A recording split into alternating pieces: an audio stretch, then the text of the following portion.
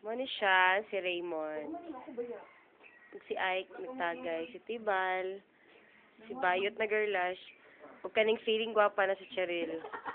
Nung nagpatalikod-talikod, kay nagpakuan sa iyang henna tato.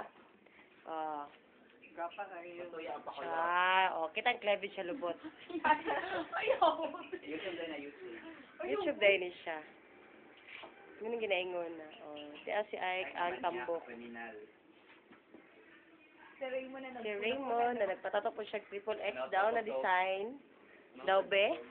Tanawan na to, nagigpanggilok-gilokan.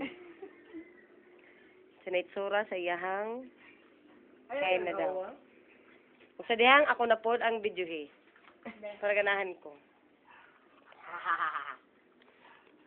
May nang piling gwapa ang food. Oto ko para feeling gwapa na pa henna. Sir mo.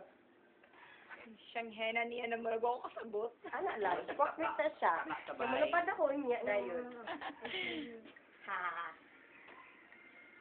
Si Tiba na nagtagay, na nagpinasara. Nagpaila sa yung palahobog. Namin diri sa balay ni Raymond niya. Junisyo. Mo na siyang ebidensya. Red Horse.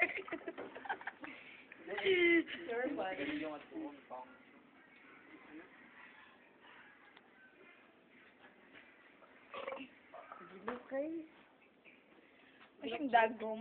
Gilo kay Jess. Gilo kay gabi ka gilo. Mo na siyang kuan. Unsa ba gibati nimo karon nga nagpahina ka? Mo na kay Raymond. Gilo kay ayan. Yo. Mo ni kan. Ayaw ko. Budget.